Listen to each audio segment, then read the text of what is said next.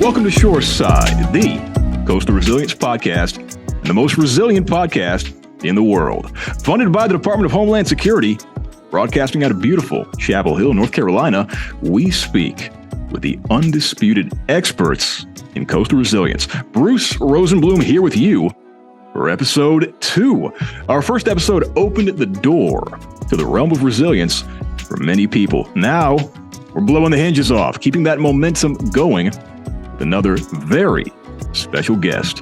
He's an unsung hero to most of us, but if you've ever watched a weather report or received advice from a forecast, then you benefited from his work. He's the legendary mathematician with the sometimes sole responsibility for crunching the equations that make the world's storm systems work.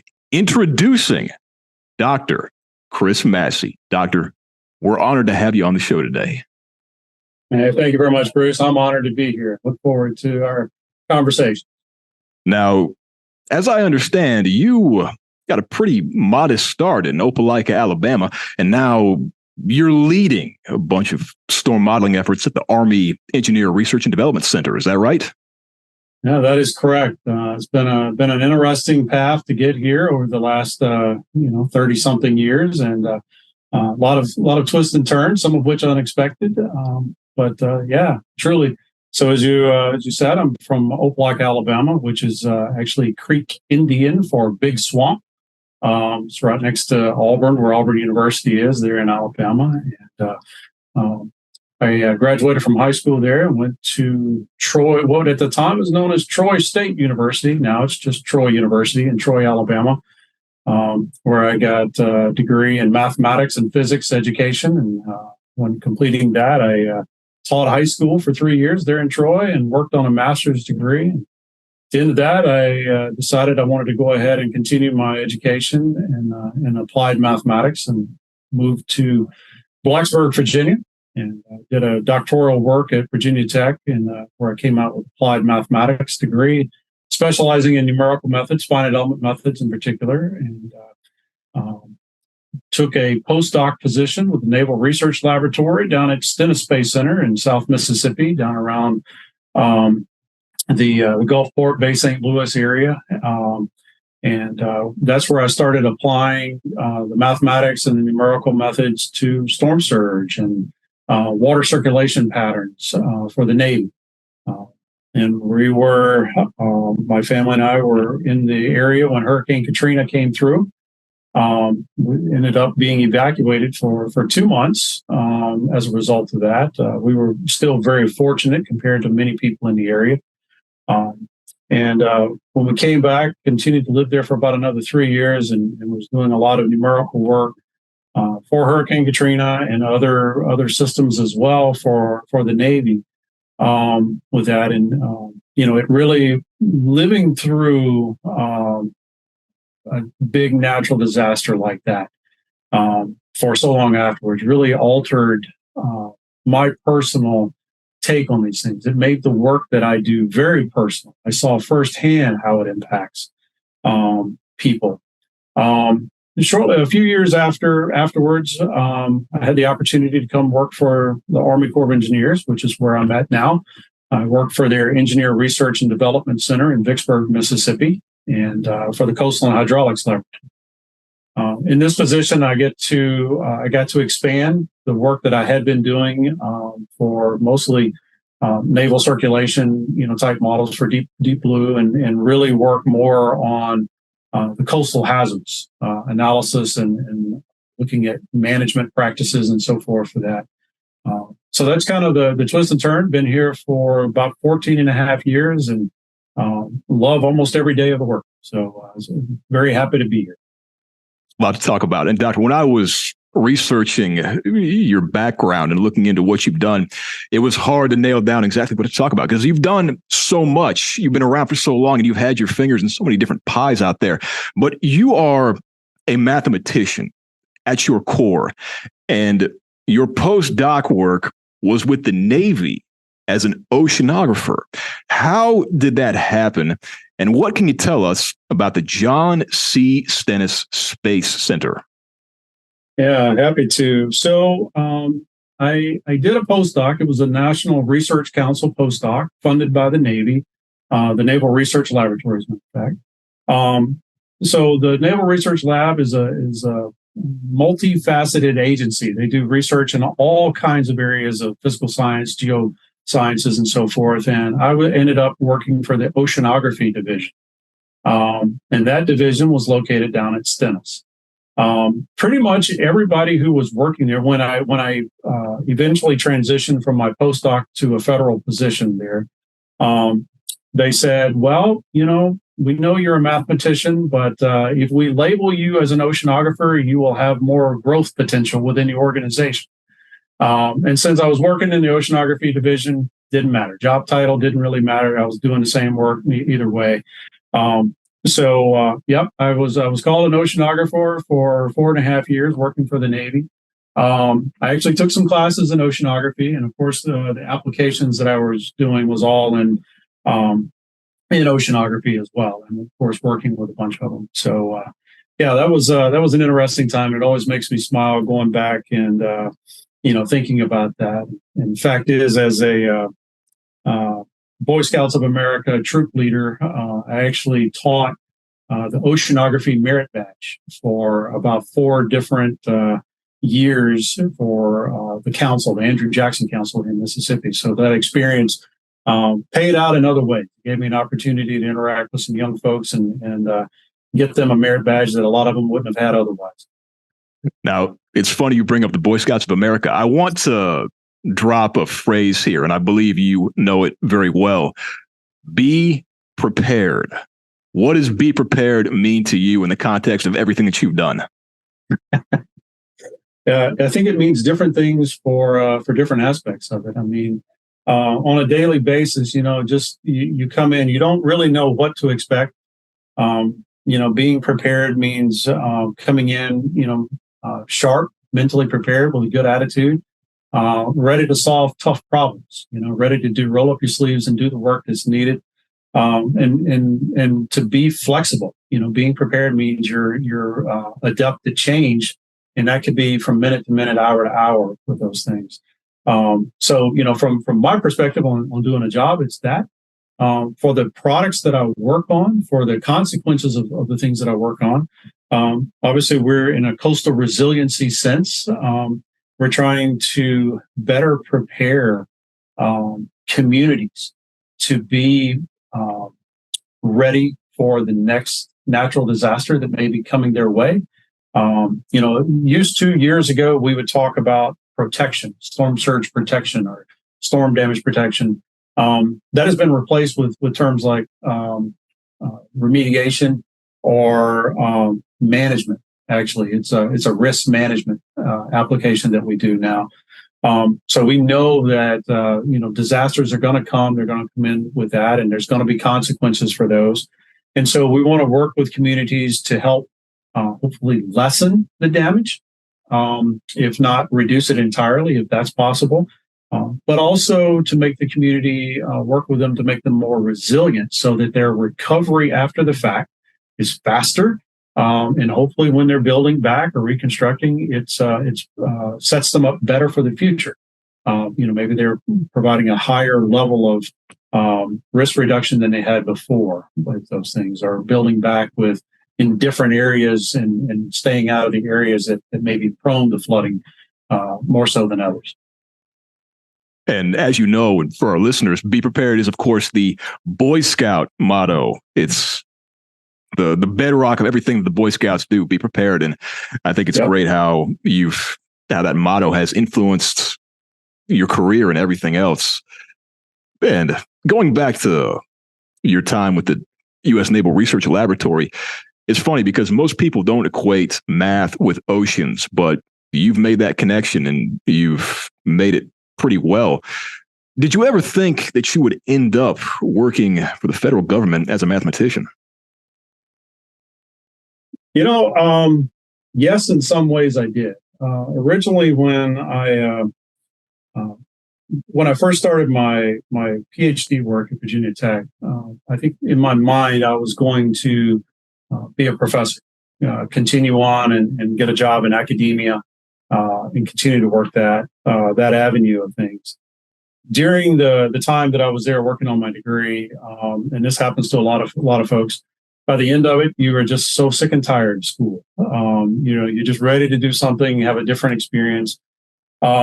And so at the time, I thought, I want to break from the academic life. I want to go and work in an environment where I'm learning real world applications and seeing how the mathematics that I do gets applied and how it makes a difference.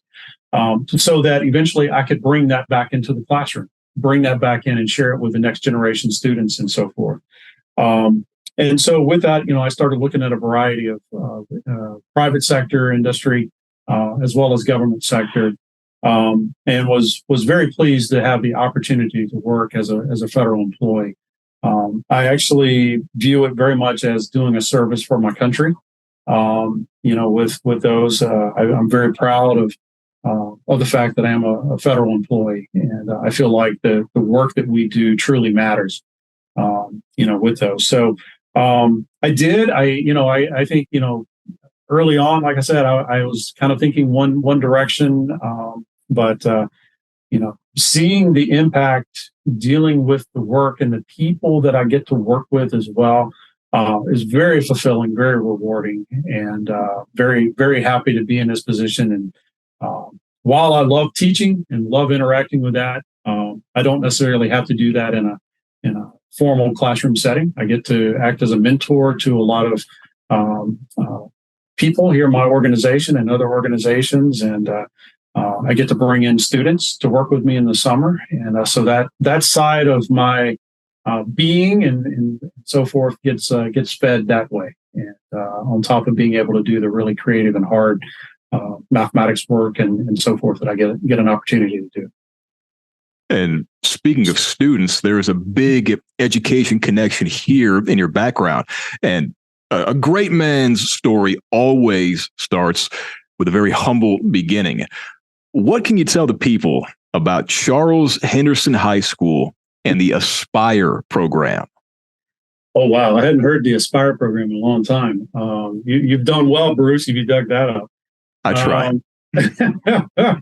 So Charles Henderson High School is the local public high school in Troy, Alabama. It's right across the street from Troy University. And I was a math and physics and computer science teacher there for 3 years. It was a great 3 years. It was a very trying and hard 3 years. Anybody who's ever worked as a high school teacher knows that it can be very challenging in different ways. Mostly it's about motivation as well as getting the material across to the students, right? Keeping them engaged along those lines.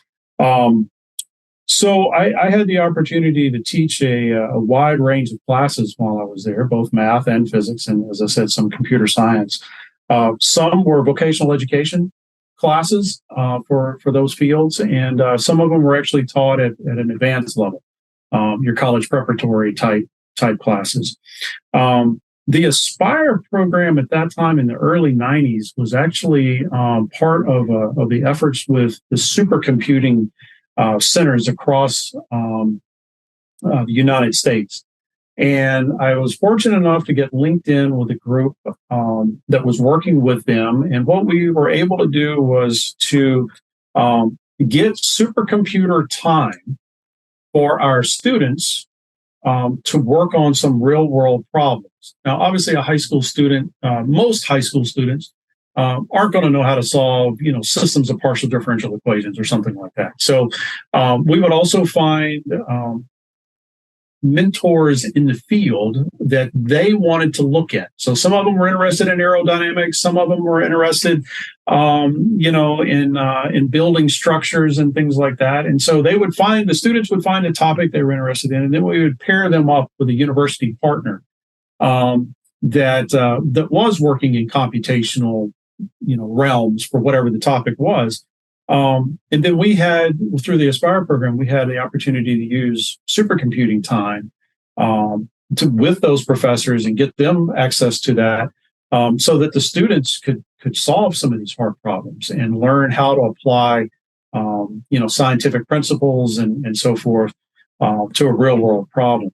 And so that was really the guise of the Aspire program, partnering them up with computational scientists in the realms out there, academia mostly, using the supercomputers to solve problems and actually competing amongst themselves among the variety of the different schools that were involved in this. And it was a great opportunity for me at the very early age to learn more about supercomputers at that point.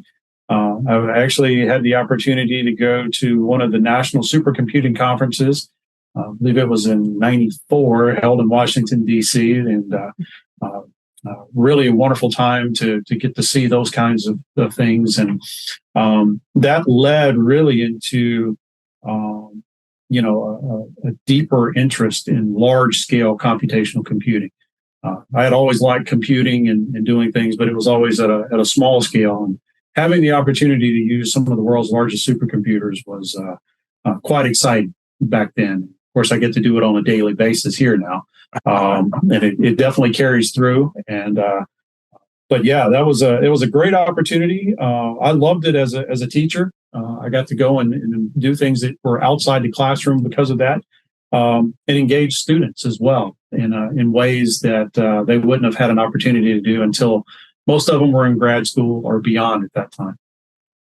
It seems like this really helped set the stage for your future career and help things move along. And the fact that you started out as an educator in the Deep South, to me, it's wonderful. That was almost 10 years before the feds picked you up. But of course, you pivoted out of Alabama and started pursuing those bigger degrees involving beefier math. Is there any one thing that made you want to make that pivot? And also, why Virginia Tech for your follow-on degrees? Yeah. When I was in college, undergraduate, I knew I wanted to pursue advanced degrees.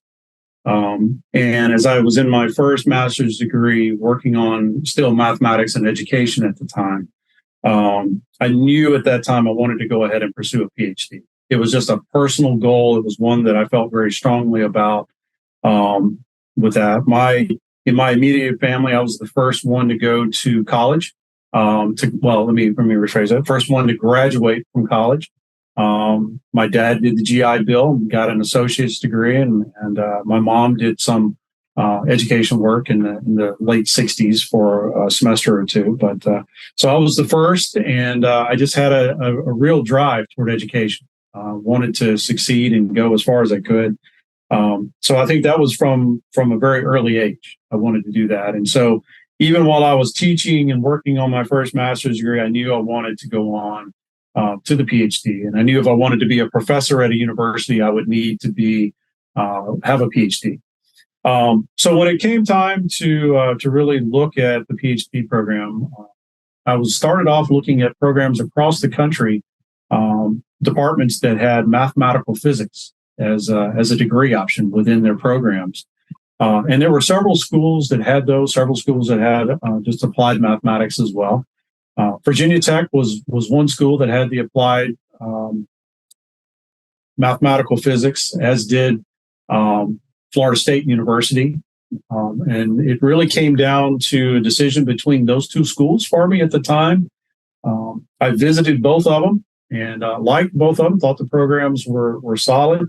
But the fact that Virginia Tech is nestled right in the Blue Ridge Mountains in Southwest Virginia won me over. With all else being equal, just the scenery, getting up and every day driving into to work and driving home from work, being able to see the mountains was just absolutely beautiful. Even though I work on the ocean side all day long, I'm a mountains kind of guy. I love it. So the programs are both great, and the scenery kind of won out and with that. And the funny thing is, within the first year of being there, I realized, mathematical physics isn't what I thought it was, and not really what I wanted to do. I got more into this numerical computing kind of thing, and I was like, that's really what got me excited and drove me. And then eventually took this class on finite element methods with a wonderful professor who ended up being my major advisor, Sulaiman Ajreed, and I was like, this combines everything that I love, the computational, the computing, the reasoning, optimization, all of those geometries, everything kind of combines it all into one. And that it just really settled in. So was really fortunate that way. And I feel fortunate that I landed at Virginia Tech. Feel like God really guided me into those areas and put me there for a reason. And, so that's kind of that backstory on that, Bruce. Virginia Tech is a great school. And as I understand, the Masseys might have some major roots in Virginia. I want to throw out two nicknames that may ring a bell to you: Barkler and Rocky. Do those nicknames mean anything at all to you? Yeah. So my grandfather, my paternal grandfather, he went by Rocky as his name. And that was because he was from the Rocky Mount area of North Carolina. The Masseys, my side of the Masseys, originated there in the North Carolina, Virginia area, so in and around Danville and so forth. And Barkler was actually my father. That was his nickname by my nephew. So my nephew called his granddad, my father, Barkler. So that's where that name came from. Fantastic. I think it's so neat how you eventually end up in Virginia, and the fact that your family has some roots there in Danville. To me, that was it really was. They they were milled. My grandfather worked in the mills there, the Dan River Mills, and they transferred him down to the West Point Pepperell Mills and so forth. Pepperell Mills down in Auburn, Opelika area, in Opelika, as well as up in the valley over in Georgia and so forth. So that's how the Masseys moved down to Alabama in the 60s there. So fascinating. And then going back and only being a couple hours from where they were from was kind of neat too. Wow. And your father was in the Air Force, is that correct? Yes, my father served in the Air Force during Vietnam, and he enjoyed his time there. Decided not to make a career out of it, but he did serve and came back, and he and my mom continued to live there in the Auburn, Opelika area. Outstanding. And now you're also contributing to the federal mission on a much larger scale. And you were working for the Naval Research Laboratory after your postdoc, and that institution has a pretty wide footprint across the country. What can you tell us about these two places, Slidell, Louisiana, and St. Tammany Parish? Yeah, so Slidell is in St. Tammany Parish in Louisiana. Louisiana has parishes instead of counties within that. So it was there. That's actually where my family and I were living. It was about 13 miles from Stennis Space Center or so, just across the border into Mississippi to get to work. Stennis is a NASA facility. Number one, it's where they test fire all the rocket engines. So, like at the time, the space shuttle, was still flying early in the 2000s when I was there. And so they would test fire every one of the engines, ahead of time to make sure they were working right. It's also where they were doing the Saturn V's back in the day when NASA was working to send people to the moon. But because they were firing off those big engines there, they had to have a really large buffer zone around it. It's about a 25-mile diameter buffer all the way around the test facility there where nobody's living. It's there, and it's because the noise just is incredible. And the vibrations that come out. Even 13 miles away, when they would fire off a big engine, you could get things vibrating off your wall. So Slidell was, one of the neighboring communities there for it, and that's where my family and I ended up living while we were there. And it got a lot of damage during Hurricane Katrina. Some areas were wiped out pretty hard. Not as bad as others, in Waveland, for example, was just completely decimated in some of those areas with the storm surge. But got some good friends still in the area. Nice community to live in at the time. I am so very curious about your Hurricane Katrina experience, because New Orleans gets mentioned the most when we talk about storms, but Slidell was hit just as hard by that hurricane when it came through back in 2005. You were on the ground there. You lived through it. You were evacuated. Tell us, what happened to you and your family when that storm came through?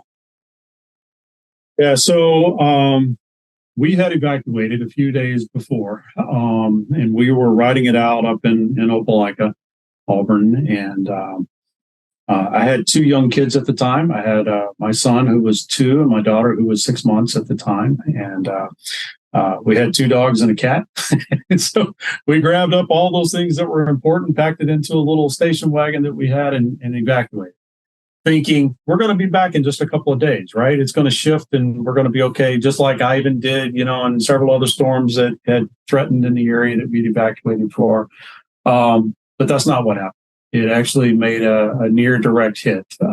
So, coming on board there in Pearlington and Waveland, Mississippi, getting the massive direct hit from the storm. Slidell was just to the west of the main track as it was coming through, and still got a lot of damage there for that. And I remember, sitting and watching that morning, that Monday morning, when it had come through, and thinking later when we saw interviews from the mayor and things like that on the news, there's no way we have a house left. There's no way we have anything left that's there. And it's a very sobering fact, to have that thought. So after a couple of days, we were there. We decided to go on up to my wife's family, who's actually up in Maine, and so we drove up to Maine. Took 4 days to drive there with 2 little ones in the car and everything. But we got there, and just as we got into Maine, one of my aunts and uncles had gone down to Slidell. They were able to make it in down there, and they were able to check in on our house. And surprisingly, the house had not flooded. There were no major trees or anything down through the house. There were trees down all around, blocking it, demolished a couple of cars and things like that. A lot of houses in the area, total destruction, all around. But we ended up being very fortunate. Several houses, ended up being fortunate in the area, with that. But we ended up being evacuated for 2 months before the streets were clear enough, before there was power, before all of these things, before we came back in. So after 2 months, when we drove in, when we got back down on the coast, we decided to take Highway 90, which goes right along the coastline there in Biloxi and Gulfport, and making your way on toward New Orleans so that you could see the water and everything. And where there had been these big, beautiful homes and apartments and condos, it was, several blocks of nothing but concrete slabs. Trees completely devoid of leaves and branches, those that had stood. And, the thought that came through my mind as I was driving through there, there was a lot of them, but the term complete and utter destruction just kept resonating in my mind. And you hear those terms, but when you actually see that kind of destruction, it does something in your mind and in your heart that, just hearing it or seeing pictures about it doesn't do justice to.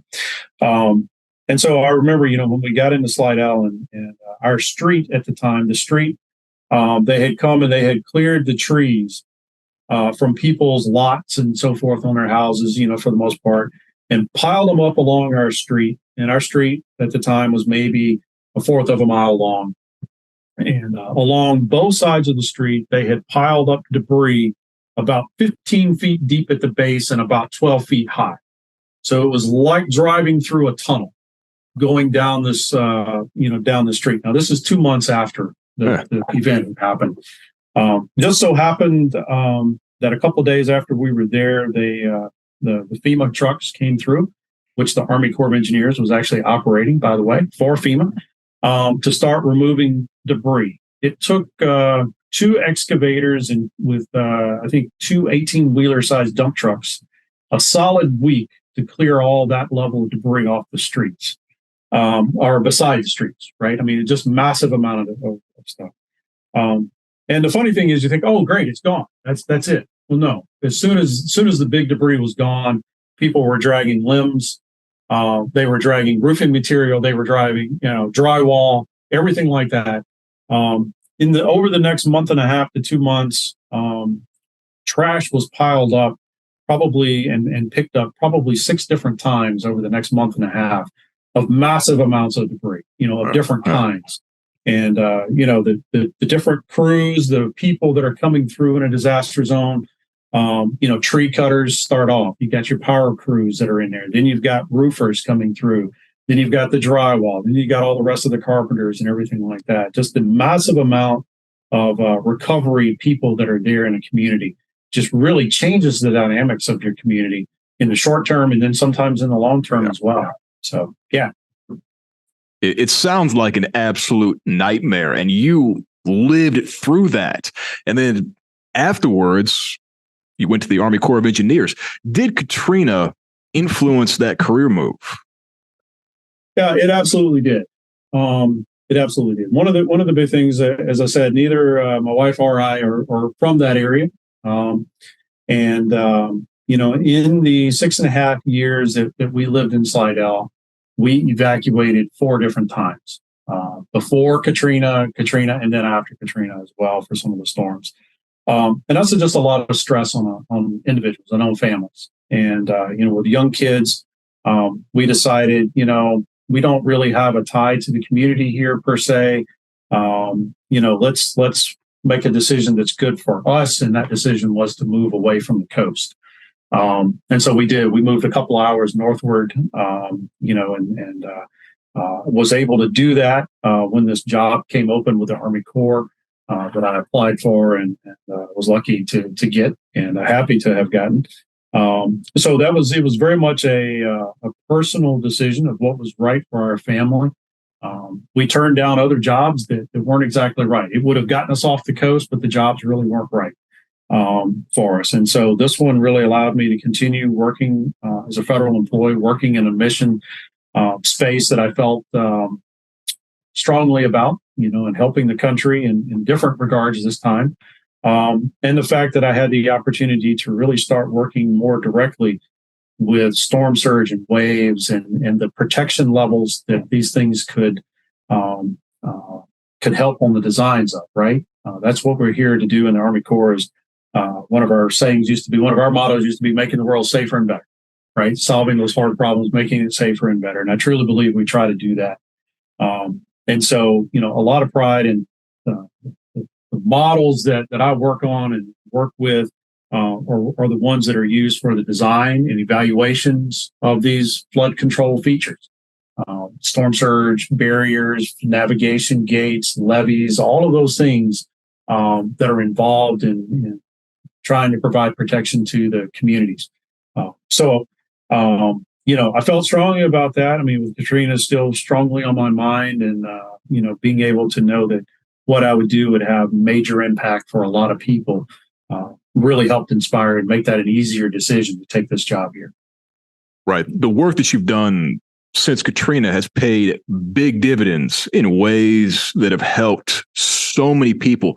I want to drop the name of a system. What can you tell us about CSTORM? Yeah, so CSTORM actually stands for Coastal Storm. It's part of a modeling system, Coastal Storm Modeling System. And so that's actually the system that I led the development of when I first came to work here at the Army Corps.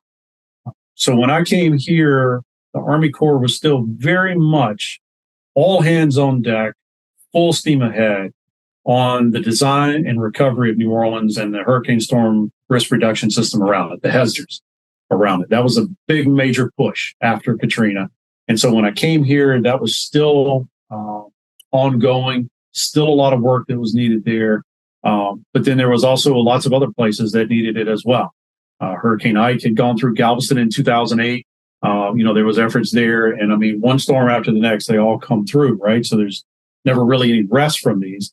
But during the immediate aftermath of Katrina, the Army Corps was involved in an interagency program evaluation, right? To see what actually happened, evaluating those levees, and then, what needs to be done to fix it and to make it stronger and better and so forth. And the numerical modeling played a large part of that. as well as the statistics or the statistical approaches for how to characterize storm hazards was undergoing a lot of development at the time. Folks like Dr. Don Riccio, Dr. Jane Smith, and Miss Mary Salone and others were some of the main players there in storm surge and waves and coastal hazard statistics and so forth. There was a large number of people involved. And so during that time, they realized that, hey, the way we're applying our models is very stovepipe. We would have one model that would be doing water levels, circulation patterns, figuring out how high the water was going to be.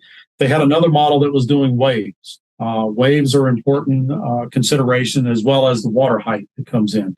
And by the way, those two phenomena interact with each other. Waves are depth limited. So as you put more water in, i.e. there's more surge in an area, the bigger the waves can be. And when you have waves, that can actually induce additional water level or reduce water level. So it's a phenomena that, particularly for storm surge, you need to solve them interconnected. And so I came in here, my job was to create a coupled system of numerical models. It's kind of geeky talk a little bit there. But basically it just means take one model over here that's doing circulation and take this one that's doing waves, and run them at the same time. Let them talk to each other, share information back and forth between each other so that they're influencing each other's answers, and better representing the physics of the problem. As we were going through. And so that's what CSTORM did. We built a coupling framework that allowed these different numerical models to talk to each other during their run times. And then the result of that is you've got better improved answers. Those answers were more accurate. And it did so by costing less time on the supercomputers to solve. We cut the cost in half in the first year of operation of CSTORM in terms of the amount of time it took to operate these models on those supercomputers. And so, that computational efficiency allows us to do a lot of different things with that. A, we can get to single answers much faster.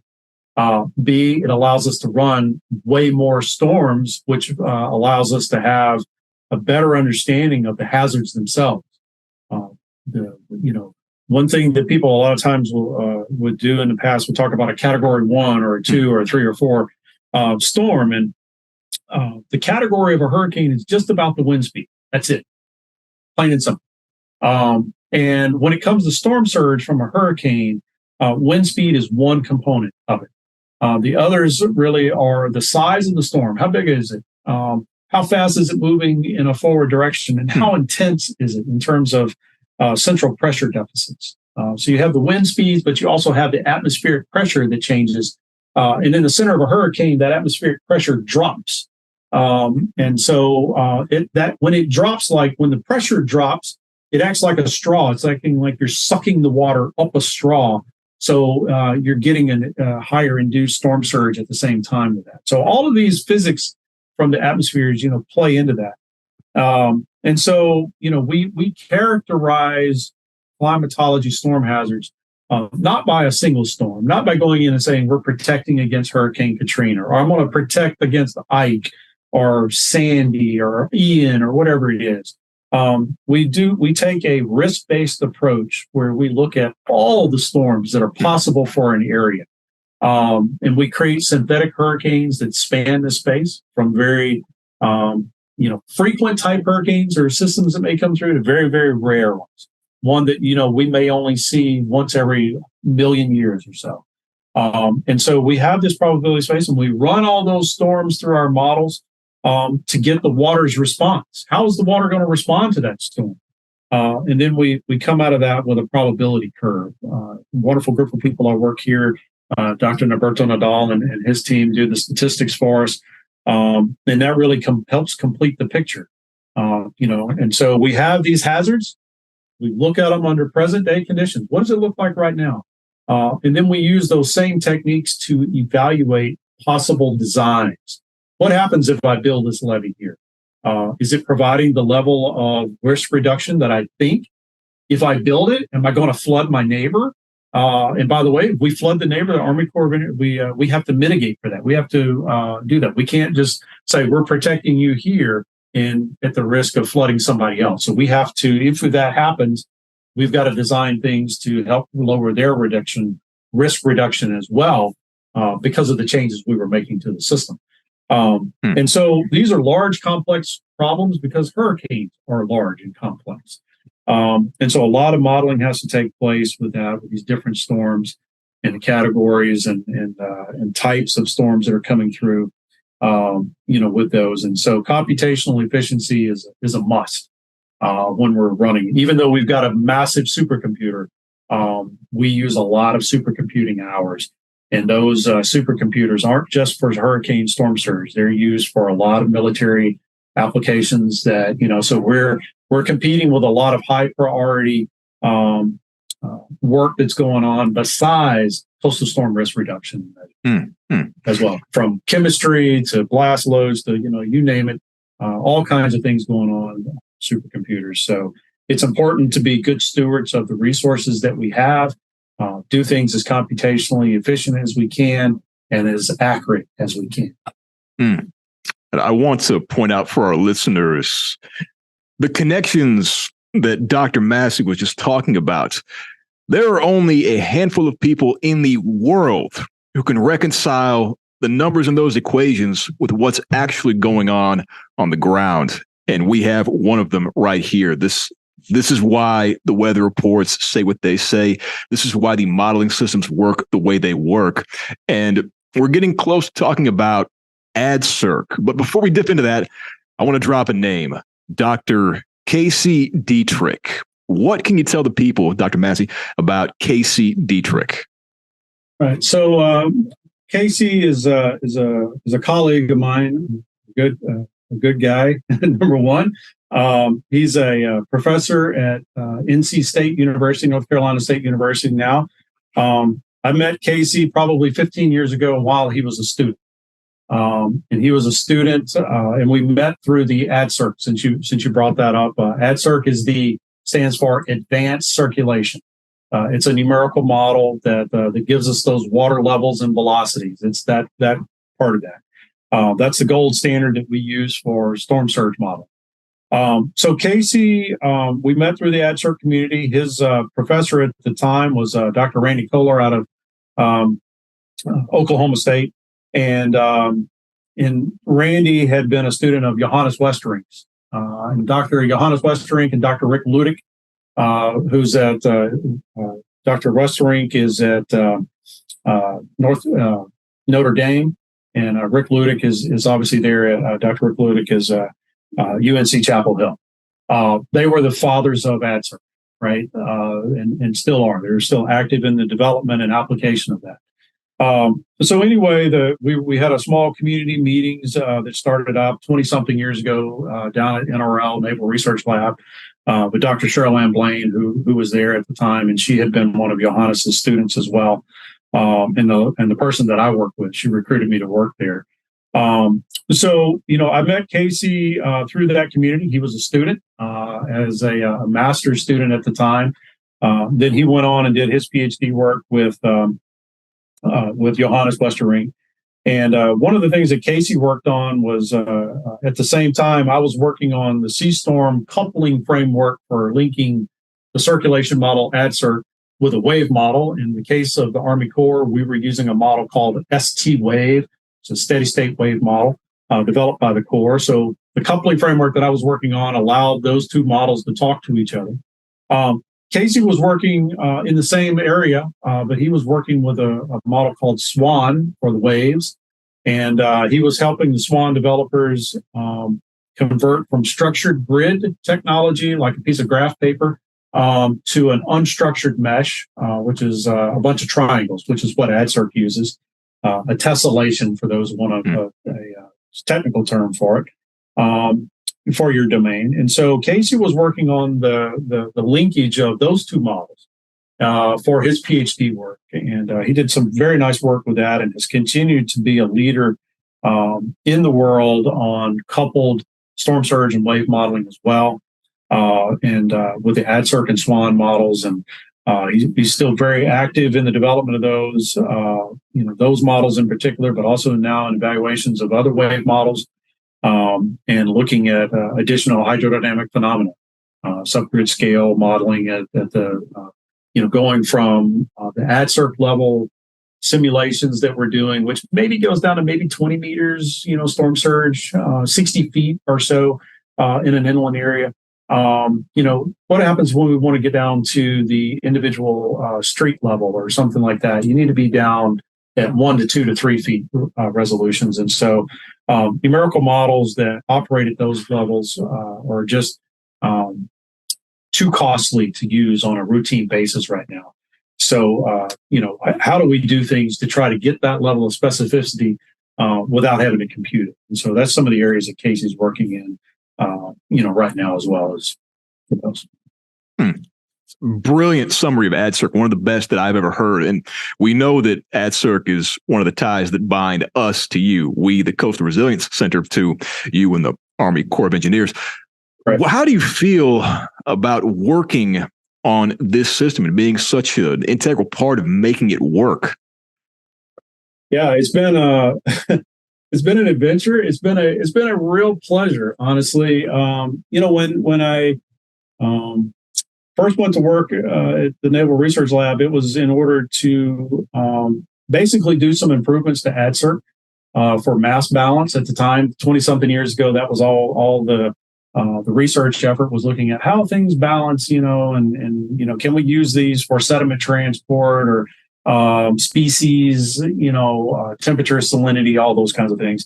So that's where the community was at the time, 20-something years ago. And so we were thinking at the time that continuous scalaric and finite element methods, there's some more geeky speak, wouldn't conserve mass. And we were showing that while some new methods, like some that I had worked on in my PhD work, which were discontinuous scalaric methods, do conserve mass locally.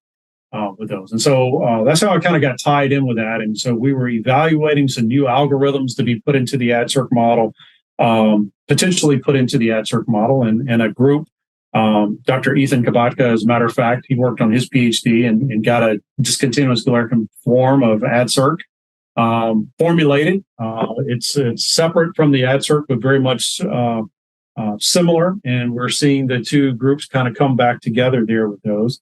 Dr. Clint Dawson, University of Texas at Austin, had also worked on these. We had done some hybrid methods for part of the shallow water equations, which are 2D partial hyperbolic, partial differential equations, using the continuous method for one half of the solution and discontinuous for the other. So we did some research on that to see, how well does that work? And, it conserved mass. That was great. But some of the computational overhead was a little bit more. It wasn't quite as efficient as the continuous scalaric form of it.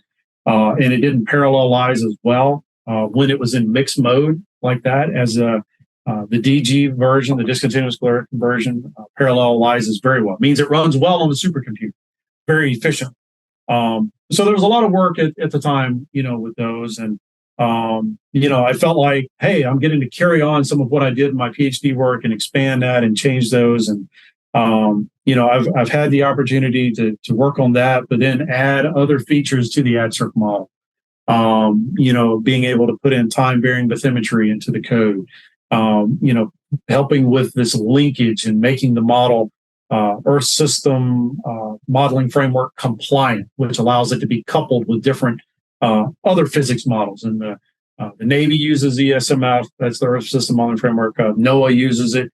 A lot of agencies use that to link these geophysical scale models together, as does the Corps. So getting to work on those and just putting in different aspects and working with the development community as a whole on ADCIRC has been just wonderful. It's a great group of people. Fact is, about 2 weeks ago, we had our, I think it was probably the 23rd annual users group meeting. I started about 20-something years ago. They've been going for a few years. And when I first started, there would be 8 to 10 of us in a room. That was it. Main developers and maybe their first students and their current grad students. This year was the first year post-COVID that we had to get together. We had about 50 people in the room, so about half of what we had been up to just before COVID happened. So right before COVID, we were sitting around 80 to 100 users that would come together at that. And so just to watch that community grow and flourish and to see how it changes, right, based on the needs of the modeling community and the geophysical community as a whole.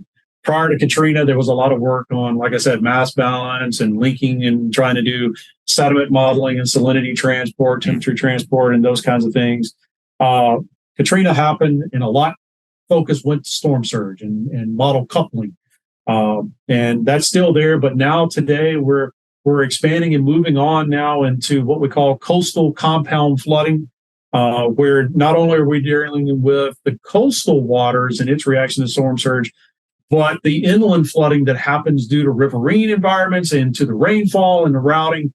And we've seen where these two can combine and produce an exceeded hazard than what you would have if either one had happened independently. Hurricane Harvey is a great example of that. It was a storm surge that came through first, and then later followed by 53 inches of rain. Sometimes those combine and make the problems even worse for an area. Hurricane Francis that hit the Carolinas was another example of this compound flooding. Hurricane Sandy and Irene had components of that were relative to those. And so that's where the community is right now, is on this coupling of inland hydrology and rainfall with coastal storm surge, getting the total water levels right in a larger part of the area. It's just been an exciting career working in those. And, I love everything we're working on, year to year, and always excited to see where we're going to go next. What are the next steps in all of this numerical modeling? Speaking of flood modeling and rising sea levels, you recently gave a featured talk at Tulane on climate change and how it affects wave modeling. Tell us, how is a changing climate affecting what you do, and should people be worried? Yeah, so climate, changes all the time. And of course, right now we're looking at the fact that, we are possibly witnessing a lot of climate change effects, right? Rising sea levels. There's evidence maybe pointing toward storm intensity maybe ramping up, but frequency ramping down, or vice versa. There's not clear science on that. It's being worked on and worked out. But nevertheless, we do see a rising water levels in a large part of the world. And as those water levels rise, it puts more of our current area on the coast at risk. With just a foot extra of water due to sea level rise in an area, just the water alone without a storm, that can cause flooding. Parts of the East Coast, actually around Annapolis, where the Naval Academy is, they experience what they call king tide event flooding very frequently now. 15 years ago, maybe they got 5. I'm making numbers up now. Maybe they got 5 flood events in a year. Now they're getting like 15 or something. And again, I'm making up those numbers, but the fact is they're getting much more occurrences of what they would call nuisance flooding. There's parts of the Florida Keys. One of the Keys, can't remember the name right now, actually experienced about 80 days of being underwater from large tides that were there. And that's something that was directly tied to sea level rise. It just overtops what's there right now. And so, we have a lot more nuisance flooding because of these rising sea levels. And then with the added water level that's there's more water. So that means there's more water for it to be moving inland, pushing around and causing more damage. And the hydrodynamics is not linear. The waves aren't linear. So when you add a foot of static water, because of sea level rise, and then you blow the same storm over top of that area as when it wasn't there, you don't just get an extra foot of storm surge. You might get an extra 4 feet of storm surge from that. How the storm focuses that water into an area is very nonlinear, and it requires these complex models like ADCIRC or ST Wave or SWAN or something like that to really figure that out. with that. It's not something you can just do on the back of an envelope and get close enough, particularly for engineering design and trying to provide safety for people. It's remarkable to me how we're talking about using equations to help predict the effects of storms from climate change and then take steps to mitigate those hazards and the impacts. And again, only a few people in the world can work those equations. I don't know if our listeners have seen them. I've seen them. It takes a brilliant mind to grapple with all of that. And it takes numbers, math, programming. But we can't talk about any of that stuff without talking about AI, because we're seeing it more and more in every domain. And the question is, how can AI help with storm modeling? And you were actually part of a panel hosted by an enterprise AI provider. I believe they're called C3. They contract with Raytheon, the Army, everybody. And with that in mind, what can you tell us about that panel talk on AI for storm modeling? Yeah, so artificial intelligence, AI, or machine learning, ML, as people talk about it, has a lot of potential in these areas in particular. AI and machine learning is all about taking data that ingesting it, and then using that in a quick way, right? So the algorithms for AI and so forth, they're only as good as the data you train them on. And the more data you feed them, the more they learn, right? The more they have and the more you can do things with them. The accuracies improve and so forth. A large number of the studies that the Army Corps of Engineers does, that I've been a part of, the North Atlantic Coastal Comprehensive Study, NACS, we did that after Hurricane Sandy. Coastal Texas, we did after Ike. Most recently, we've done the South Atlantic Coastal Study. That was after Maria and Irma and so forth. Then we've updated the storm climatology for Louisiana and Mississippi as well. We're currently working in the Great Lakes with these. Each one of these areas, we use hundreds of millions of CPU hours. That's, one big supercomputer. You think about 1 million processors for 5 hours. That's, 5 million CPU hours, right? So we use hundreds of millions of hours, and we produce literally petabytes worth of data, with those. That's a 10 to the 12th power, 10 to the 15th power size of data.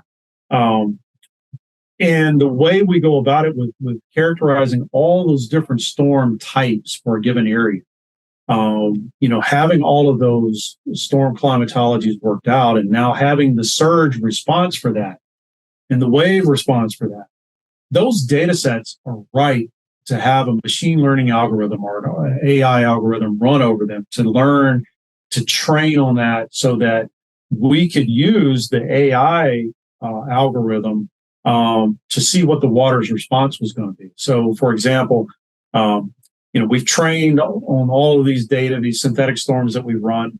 So now when a hurricane is actually coming in and we get a forecast from NOAA, the National Hurricane Center, it gives us hey, this is where we think it's going, and we think this is the size and the intensity and so forth. We can feed that one little piece of information into that AI algorithm, and within a matter of seconds, get an answer as to how the water level is going to behave in a given area. Whereas if we took the same information from the Hurricane Center and we ran it through the ADCIRC model, we might use 3,000 computer processors, and it might take 2 to 3 hours to get that same answer out. And in crisis situations like that, time is of the essence, right? We need to know answers as quickly as we can, but we also need to know answers with some level of fidelity. The biggest uncertainty in forecasting is the storm track itself and the storm intensity, right? How is it going to be? Hurricane Center and atmospheric community has gotten a lot better at the track, but the forward speed and the size and the intensity is still an area of active research for them. And you can look at Hurricane Ian, for example, just over each 6-hour window when we get a new forecast, that track kept moving further southward, after, moving northward for the first few days. And so with that level of uncertainty, it really makes sense for you to do an ensemble, a whole collection of what if scenarios. What if it did move to the left or to the right or got more intense or less intense? How is that surge going to respond? How is the timing of that going to respond? And so suddenly using 3,000 processors for 2 hours and now doing that for 40 different scenarios, now you're starting to use a lot of resources that may not be available to you at the time. For that. You might have enough to do 1 or 2 scenarios, but probably not 40. And that's really what you want. You want 40 to 50 of them to kind of come in to help quantify those hazards. AI allows us to do that. If they've been trained and those models are producing good results, then you can do those ensembles in a matter of seconds. And it doesn't require a supercomputer at that point. You can be doing it on your phone. You can be doing it on a desktop. Your supercomputer trained the model, but once it's trained, then you're able to use it on much less computationally demanding hardware. So AI, I think, really has the ability, for in a forecasting sense, to allow us to do ensembles for these. And we on the Army Corps of Engineers, we are not forecasters. That's NOAA's responsibility. But we build and design things and operate and maintain things. And so we're looking at AI to figure out how can we take the data that we've already done and run and use that with those AI algorithms to look at with project conditions. So, hey, if I put this project in place, how is the storm going to behave there? Can I use it for those kind of scenarios without having to use all those 100 million CPU hours, again, for the with project conditions? So there's a lot of applications for these things, a lot of applications for AI and machine learning. And it requires a lot of expertise from hydrodynamic experts, from computing experts, as well as AI experts. Taking an AI algorithm and blindly applying it to data that came out of a surge model, it's going to give you answers, but it may not be right answers. You've got to be able to tie the physics back in to that and know how to train that AI model properly with the data that you have. So it really takes a strong community of partners and collaboration to produce really good things with that. And so that's the kind of the things that we're seeing and that the Army Corps is working on, and a lot of other agencies are working on applications for this as well. This is absolutely fascinating. And we're going to have to do a part 2 because I want to ask you so many questions about what you just said, but I know we're coming up on time and I know your time is very valuable. So with respect to you, I will start to wrap this up. I'm looking forward to speaking with you again with all that in mind. But is there anything at all that you'd like to tell our audience? Anything about your life, storm modeling, things to come, recommendations, anything at all? Hey, I just say that, working for the federal government in the agency that I work for, the Army Corps of Engineers, has been a real blessing to me. The people that I get to work with in this resiliency communities are some of the finest people in the world, really smart, very passionate about what they work on. And that is very much directed toward trying to make things better for the communities, coastal communities and inland communities as well with that. And so it's very rewarding work. It's challenging work. I would say if you're interested in those ideas, if you're a student or, thinking about, career changes and so forth, it's an admirable area to work in, consider working for the Corps, working for the government or something in these arenas, to work to really and truly help make the world safer and better. So, Bruce, I really appreciate your time today and your interest in all the questions and the time to talk about myself and some of the things of my career. So I really appreciate that. Dr. Massey, thank you so much. Perhaps another conversation in our future? Very well likely. I would love that. I would look forward to that. Make sure you tune in next month. More surprises in store. Lots of great stuff on deck, Shoreside. But until then, check out our website, coastalresilienccenter.org, and look at all of our Twitter on social feeds through Linktree. It's Linktree/Coastal Resilience. Like, comment, subscribe, all that stuff. We love you. We need you. We appreciate you. Thank you so much for tuning in. We're so very thrilled to be seeing you Shoreside. Bruce Rosenblum signing out from Shoreside. We'll see you again real soon.